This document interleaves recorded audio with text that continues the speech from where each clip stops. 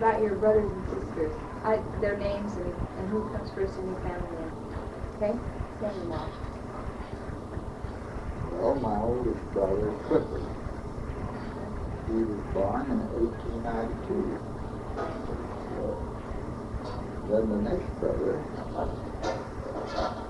he was born in 1894. They were both born in Spanish Fork, Utah. Then my father came up to Idaho, up at Wapello. And I don't know just how I was up there probably a year or more. And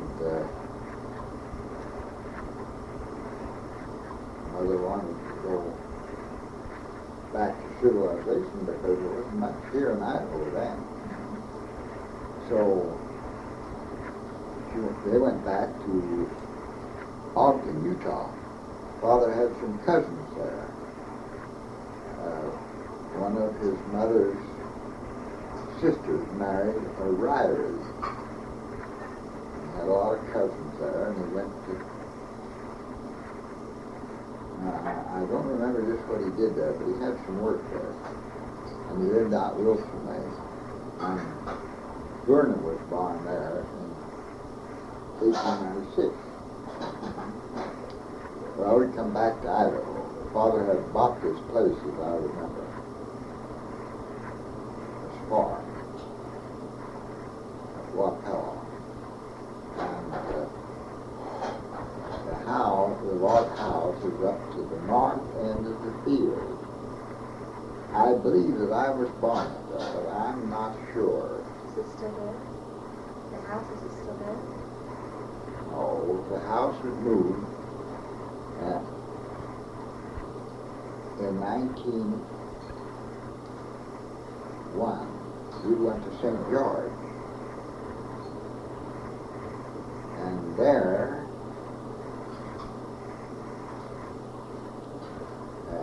my second sister was born.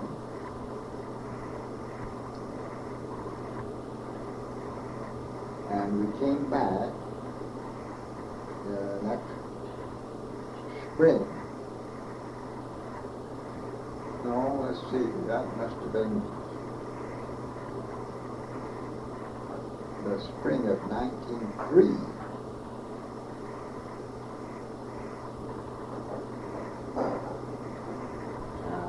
We came back to Idaho. And then Father moved a log cabin. Now, I don't know whether, I believe they moved it before Mother come back, because he went back to the farm in Idaho before Mother did. She stayed into the school without. And I think during that time, Father had moved the log house from the north end of the field to the,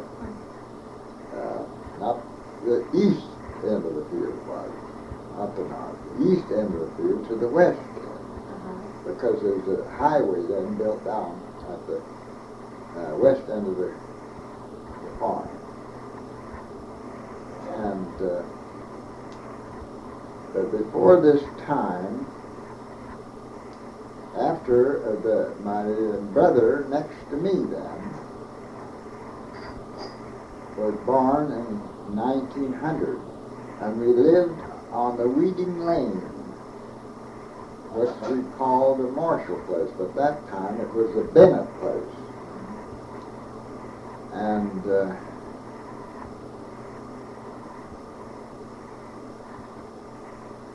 Father had rented this place, and he run both places, I remember.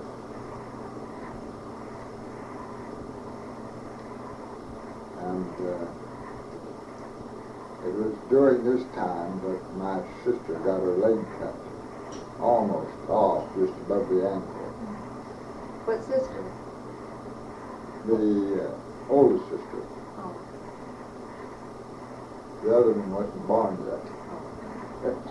This was when my brother, 2 years younger than me, was just a baby in arms. And I remember, I was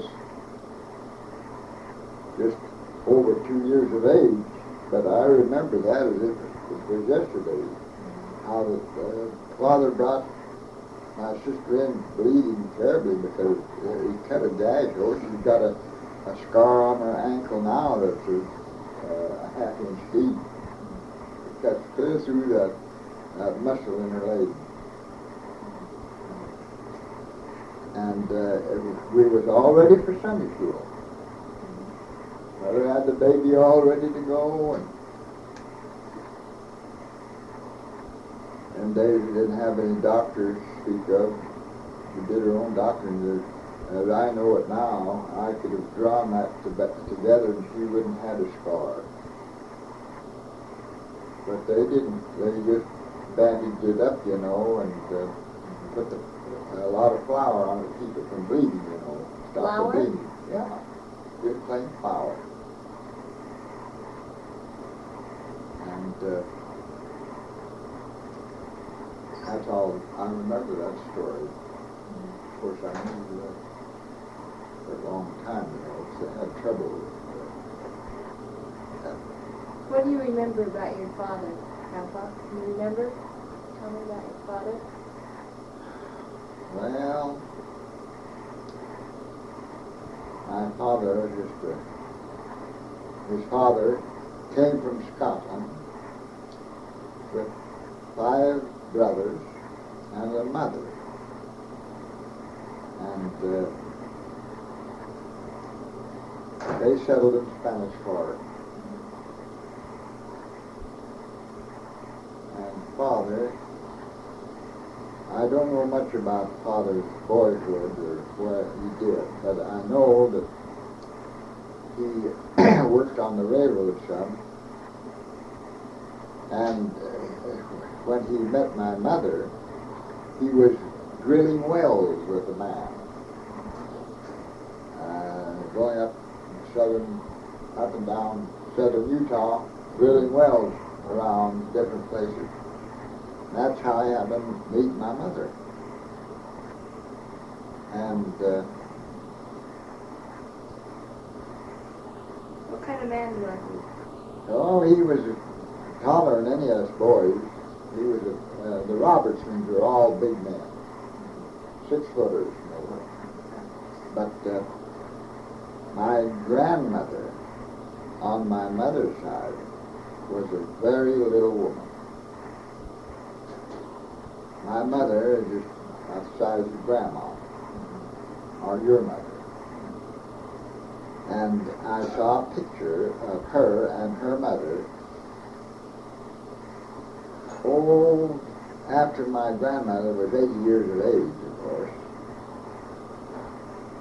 And they were standing together, and my grandmother would just, she stood underneath my mother's arm. She was that small, just a teeny woman. And that's where we boys all got our smallness. But Father was right close to 6 foot. He wasn't 6 foot, but he was right close to it. He was a hard-working man, a strong man. He wasn't very often sick. He died at 84 years of age. Had been sick a month before he died.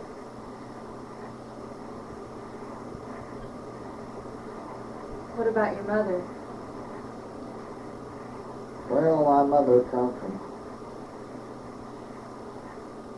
English and Swiss stock. I think her mother was from Swiss because her name was Hershey, and Hershey is a Swiss name. In fact, I know that's where her mother's people came from. Switzerland. Mm-hmm. But her father was from English stock. He was a big man. He was a 6-foot man. But he had raised a family before he married my grandmother. A family of several children. I forget just how many, 7 or 8 children. He raised them, I guess, to maturity before he ever his wife died,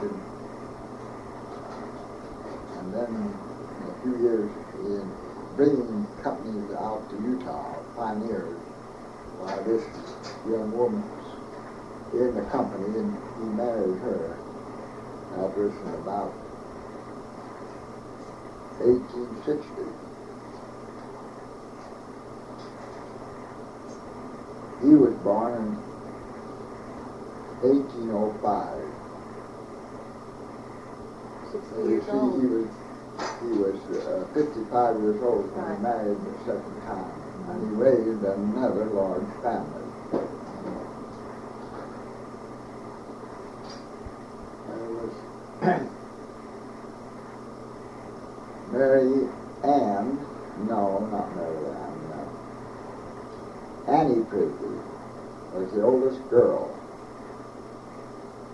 And then there was High.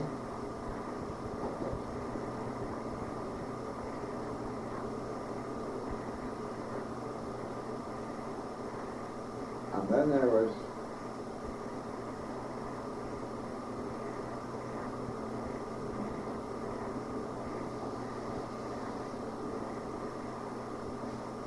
I think there was 2 children they lost. Then Mother, then Minor, then Brave, and Frank, and George, and John, and Mary. Large family. There was a large family from the second marriage. Mother was a hard-working girl, like all girls who were pioneer stock. They had to start out young to work. Used to go out and they'd take over the chores of a family and as young girls and do all the work. Sometimes milk the cows and make the cheese and boy, all the things. She used to, I remember as a child, she'd make knitting my stockings, mittens, and whatever I needed like that. And besides taking care of the large family, I remember how she'd sit up and work at night after we'd all gone to bed, and how her fingers used to fly with those knitting needles. Well, you can imagine. They weren't these little socks like you wear today. They were socks come up over your knees. Wow. What was your family circumstances like when you were growing up? Oh.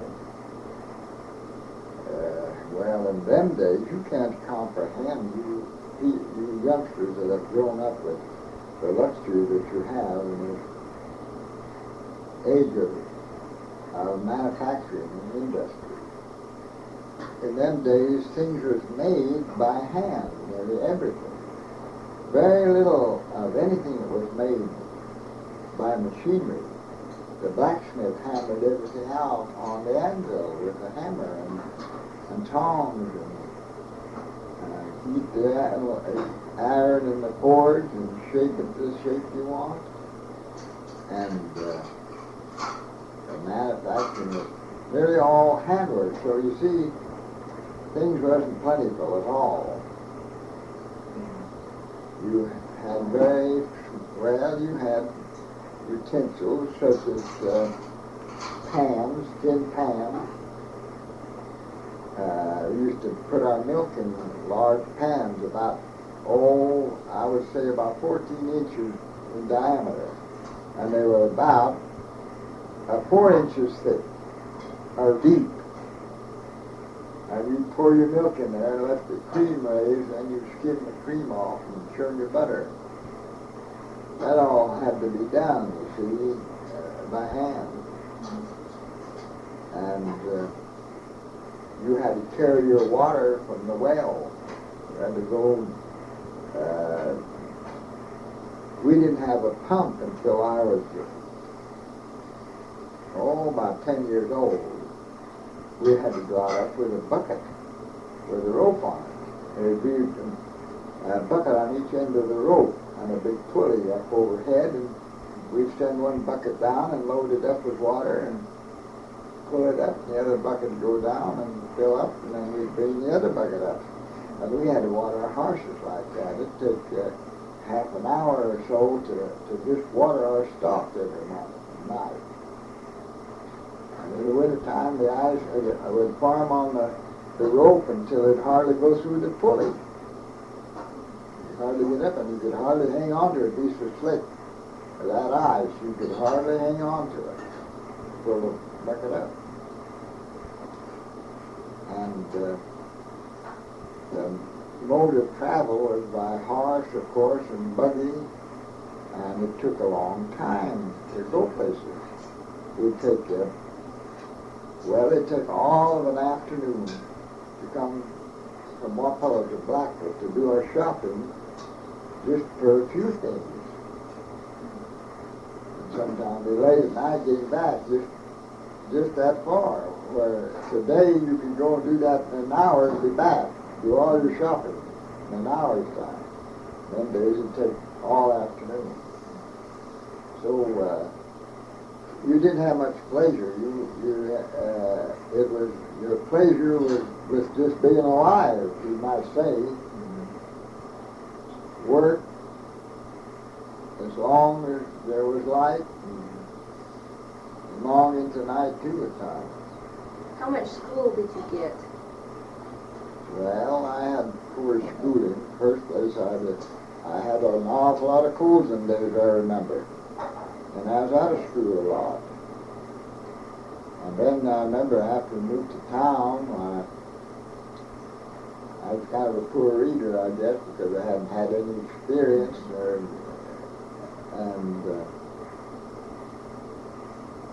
So the first day I went to school, because I didn't read up like some of the rest of them, they put me back as grade. And so I was behind. And then one year we had the smallpox, and was out 6 weeks. Big family, you know, when anything like that happens, it goes through the whole family. It takes a long time to get rid of it, so you can go back to school. They quarantined in. You didn't. They quarantined the whole family, and they don't do that anymore. They only quarantine the person sick, or just not really not quarantine. I don't see no signs of quarantine anymore. And then the next year we had scarlet fever, and that was 8 weeks. So we missed a lot of school. And finally they let me skip the 7th grade altogether, so I could get me out to 8th grade. So I didn't get any schooling. Yeah. But I did go back. Clifford came home from a mission in 1960. And after the first of the year, we went to a winter quarter. That's all the high school I got, this winter quarter.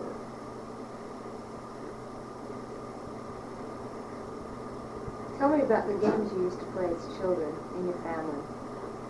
What kind of games did you play? Oh, there was games now. We had always had checkers, something like that. But I don't remember those games in the house or like you play nowadays. Our games were outside. Like what? We used to have, for instance, a haystack that we cut with a knife. Now, you wouldn't know what that was all about. But there was a big knife, a serrated knife, like a bread knife, you know, had these jagged edges. Oh, uh-huh. And it was about 3 foot long. And you start into the loose hay. We used to stack our hay loose, you know. Put it up there with a fork, with a Jackson fork, and there was no baiting or anything like that. And so then we cut down so much of the stack that we'd want. For instance, if we wanted to take off just 5 feet, that's all we'd cut down. Or if we wanted to cut 10 feet, we'd cut that. It depended on if we were selling the hay, we might cut a bigger portion of it. But if we were just feeding it, we'd cut a small portion so it wouldn't be open to the weather. And when you get cut down, why, that would be a smooth end of the stack, almost like you cut a loaf of bread with a knife, you know. And then we take a willow, and we cut about a 12-inch stick and sharpen it on one edge, and then we'd run and see how far we could climb up this stack and put that there stake up in the hay, and we'd dig our toes into the hay and climb up that straight up stack, you see, to see how far we could get up there and put it in to beat the other fellow. And we had games, outdoor games like hide and seek and pump, pull away, and a lot of things we played like that. Did you play basketball or wrestle or anything in school? Well, there wasn't so much basketball, but there was baseball. Our main playing before we moved to town was baseball. And then, when we come to town, then we played football. We played football and baseball, and we was always playing in the lots, the vacant lots around. Them days there's a lot of vacant lots around. And we played in these vacant lots, baseball, football. Football in the fall of the year and baseball in the spring of the year. Yeah, we followed the seasons like that, just like the schools did. And then one of the games we played in, it was, a major game that we played, and we played it for keeps, and that was a marble game. We make a ring about 6 foot in diameter and put our marbles in the middle, and the guy that could shoot more, them out, they use a tar, you know, to shoot with, and they'd have to shoot this tar and knock the other marble out. And the fella could knock out the more marbles, he got the marbles he knocked out. And so I used to wind up with no marbles. So I decided that being I wasn't so proficient, that I'd ought to use a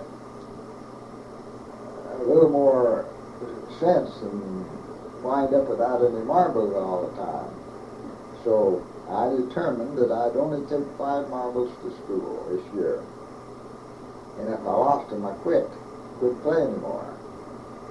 And if I was lucky and I won some, when I went home, I'd put those extra ones away, and I'd only take 4 or 5 marbles back to school. And the end of the year, I had a shoebox full of marbles. And that's been, as I look back, that's been kind of a homemade philosophy that I followed. I never was as quite gifted and with ability as other boys. I was slow. I remember when I was in the 2nd grade, the school teacher said, "Dewey, you're as slow as molasses on a cold day." And you know, when I got to working on the farm here, Mr. Johnson had an old brown horse, and he had the slowest walk out of all the horses. You just couldn't get him off that slow walk. He's a big, old, faithful, hard-working horse, but he had this gait, and you couldn't get him to speed up. We would try to get him to keep up with the other horses, and we'd whip him, and with barbed wire whips and everything else. But when it got too severe, he'd buck. He wouldn't hurry up. He had that getting, and I thought afterwards, my goodness, that's just the way I am. I guess maybe I ought to make the best of what I am instead of trying to be what somebody else is. And that's why there's many things that I don't go for what other people do, or we've not tried to keep up with the Joneses. I've often thought that if you'd taken my 4 brothers and my myself and had a contest, a guessing contest to see which would be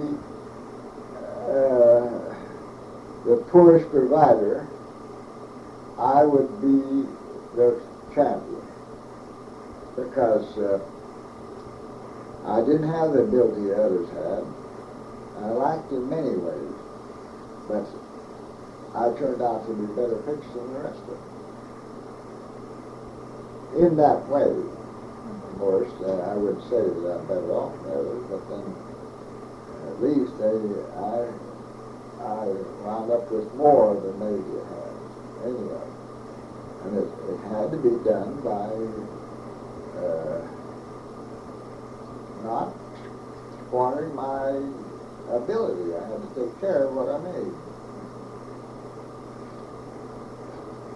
Tell me about the work experiences. What kind of things did you do when you were small? The work. Well, in them days, you start out working as soon as you could waddle around. They found jobs for them. I know that in the second year of school, I milked 2 cows night and morning. You always had chores to do and work to do around the farm. You thinned beets, you bunched hay. One thing I thought afterwards, as I got older, that I was amazed that I had grown to a man and had never followed a plow. You had to plow all your ground with a team and horses. But somehow or another, I had escaped that work all through my life. Someone else had done the plowing. Not until I started to work out away from home did I ever do any plowing. Then it seemed to me like I was working on the inside more than on the outside to get much of that experience. That is that time of the year. And I used to go out in the summertime and thin beets to the neighbors around the country, earn a little money besides doing the work on the farm. I remember one time I went down to Rockford, way down there, and where I used to live at Wapello, you couldn't find a rock big enough to throw at a cow. There was just sand and loam, sandy loam. There was no gravel there. And I remember going down that rocky country there, and I thought, oh my, this is all country, but there was good beach down there. And I remember one year I saved, besides my working on a farm at home, I saved about $78. And when the fall came, Father needed some money, and so I let Father have the $78. I worked all summer outside of working on the farm and doing the work on the farm. I let Father have the $78 because he was hard up. Father was, in them days, a man raising a family like 10 children like Father had, he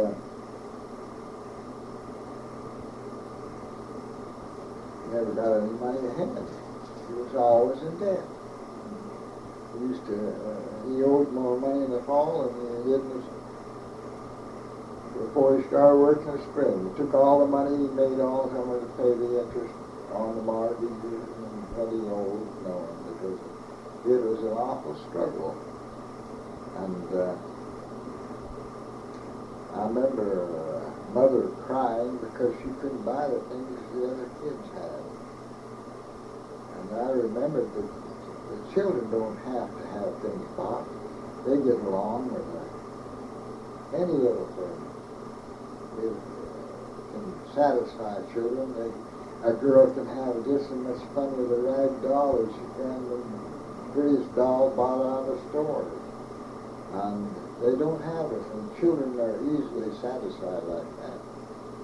And even as poor as they were, I saw that there was vanity and foolish things that they could get along without would not any sacrifice to the joy and pleasure of living. It's true we get pleasure out of the things we want, but if we can't get them, we can be satisfied with the things we've got. We don't have to have a lot of things to be happy. And I think there's where parents make an awful mistake. My mother could have made us children more happy and more content, and to our own advantage, to show us that we should appreciate life, that we have life. We had the opportunity to come into this world and to enjoy the sunshine and the rain and all the things of nature, rather than the things that money could buy. She missed a great opportunity when too many parents look at what the other person has, or any person might do, and be envious, rather than enjoy what they've got. The Lord gave a very good code of living when He gave the Ten Commandments. One of them was, "Thou shalt not covet." And that's one place where you covet, when you look at other things and say, it's perfectly all right. Instead of covetousness, where a person wants to have things that elevates them in knowledge and enjoyment of life, in the good life, that's perfectly all right. But not to covet it to the bringing one's spirits down into remorse and I don't know the word I want, but not feeling good about life, regretful of life. Like me when I was a young fellow, I regretted that I didn't have money like some other boys did that I knew that had families and was blessed in many ways that I thought I wasn't. I didn't learn to appreciate them, and children should be taught to appreciate those things, and not to be covetous. Grandpa, tell me about what kind of social life was there. Did they have lots of dances and things? Well, as a youngster, I remember the highlight of our social life used to be when a relative would come and stay overnight, and the kids would sleep on the floor and all over the place. And we could play with our cousins. They had mother's sister who lived at Iona, and they had a big family. And then, of course, I remember as a little fellow, they had a Christmas party at the school every year, and I took everybody entered into that, all religions and everybody would go enter into school Christmas party, and they'd have a Santa Claus, and you always got a little piece of some candy and an orange, and that was a gay time. And of course, they did have dances. When I grew up, there was always a Saturday night dance, and on holidays. Dancing was very popular, and everybody went to dance. And if they didn't dance, they went and looked on. And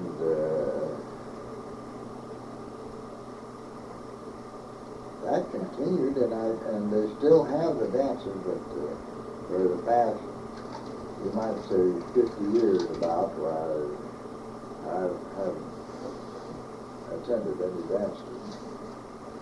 And you know, your mother, when I married her, she had a bad knee, and she'd never danced. So after that, I never danced. Tell me about your hobbies as a little boy. Oh, hobbies. I didn't have it. I just jack of all trades, master now. You liked to ride horses, didn't you? What? You liked to ride horses, didn't you? Oh, I had a horse, and I rode around on horses. Every time we had any time off, after church on a Sunday, all the time we would go for a ride on our horses up on top of Stevens Street and all around the country. We had a pony down then, but not a great deal. We couldn't very well afford those things, it seemed like. Father, we had 2 or 3 ponies in the time, but I remember one time, about when I got to the age when I'd like a horse, Father traded a Louisville Whitten. Whittens used to have a lot of horses, big horses, you know. They have them same big stables out there they used to keep these horses in. I see them there now. And he traded for this here big gray riding horse. He must have been an Arabian horse, high-spirited, but he had one bad knee. His one leg was stiff. He couldn't bend it. But I think he called it a bog spavin or something. I don't know. But the knee was large. He'd been injured or something, and he couldn't bend it. I remember you could buy Sarvin Jr., because they'd say Sarvin Jr., and buy a ball of stuff to rub on that knee if it didn't help it. Because, you know, if it was injured, it never would get any better. And I remember that old horse, when he'd start to come home, I could hold him. Boy, he'd come just to flying. That one leg sticking straight out, you know. He'd hold that leg out, front leg it was. And he'd go straight out, and boy, could he run with that way. Boy. Tell me about your military service, Grandpa. What years was it, and where did you go? Well, in 1960, in the summertime, I started work for the Blackfoot Merchantry Store. And in the spring of 1970, I got time off from the store, and I went down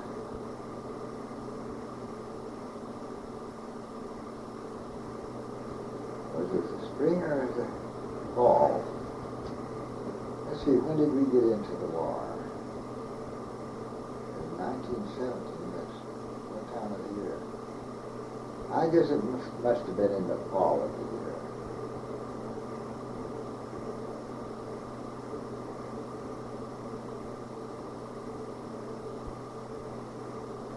I went down to conference in Salt Lake City, General Conference. While I was down there, I tried to enlist in the Navy. Working in that store, I was eating a lot of candy. I'd swear off, and then I'd see some new kind of candy come in, and I couldn't resist it. I'd say, I wonder what that tastes like. And I'd taste it, and boy, I'd be gone like an old drum. But I didn't know then what was the cause of it, but I learned afterwards. But when examining officers, they test you for your eyes and your heart and two things like that, you know. And when he tested my eyes, he held his hand over one eye, and I read all right. But when he took it and put it on the other eye, that eye had blurred so by him putting his hand on my eye that I couldn't read with it. And he just let me go right then. He didn't investigate any further. There wasn't nothing wrong with my eyes. But I come home and I thought there's something wrong with my eyes. And I went to an eye doctor and I got a pair of glasses. And you know I couldn't see with those glasses. I couldn't hardly walk up and down the street with them on. I didn't need no glasses anymore than a man need two heads. And so I didn't wear them anymore. But I learned afterwards that that's what was the matter. There was nothing wrong with my eye. But in the spring, I quit that because I got to where I'd get sick on that old candy, and I'd swear off for a month or two, and as long as I wouldn't touch it, it'd be all right. But just doing it, I'd touch some of the stuff I did like an alcoholic. And I learned when I was a grown man what was the cause. My mother says I used to give my baby sugar tits. Before I was a year old, I was made a sugar addict. People don't realize that, see? Sugar is, you can be an addict of sugar just like you can tobacco or anything else. That's why there's too little known about people's diet. They just think all you do is put the stuff in the mouth and the body will take care of it. But that ain't true. Well, after I was out working on the farm all summer, I went and there came an opportunity here at Pocatello for they had stopped the draft or volunteering, that was it. You couldn't volunteer. They took you through the draft. The only way you could volunteer was to go into some special work.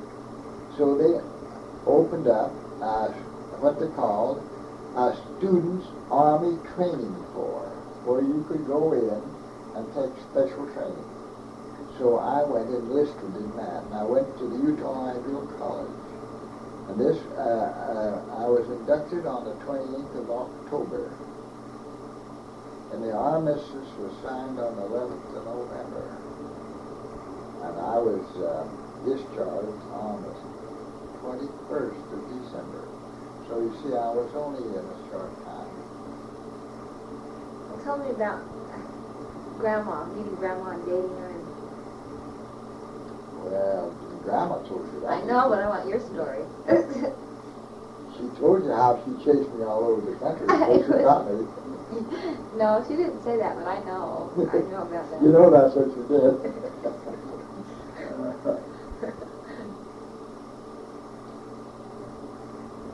Well,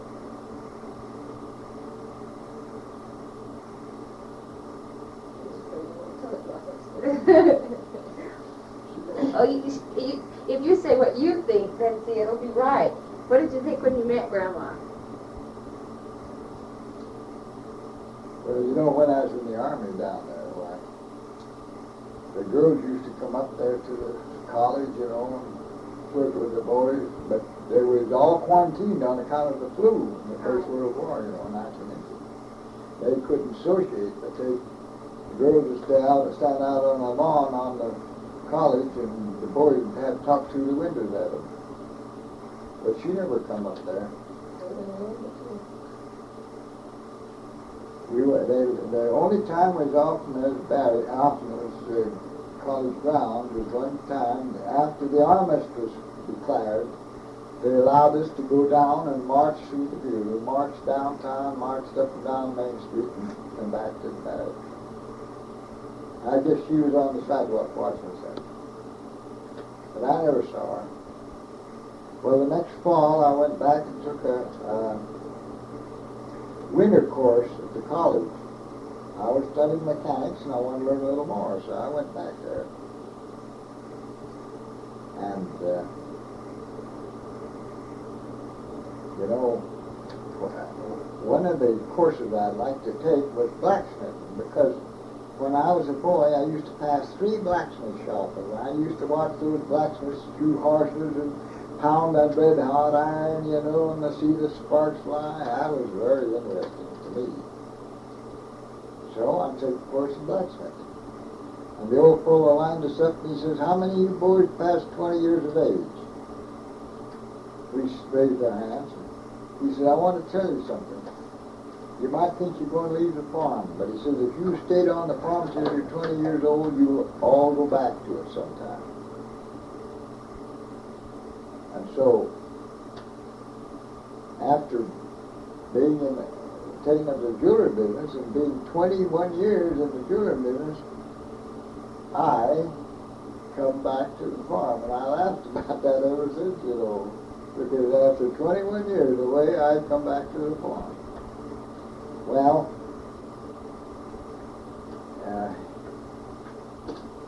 I went there and boarded with a young man by the name of Theodore Dance from out here, Thomas. And we used to go down to your grandma's ward to the dances, but she never danced. So I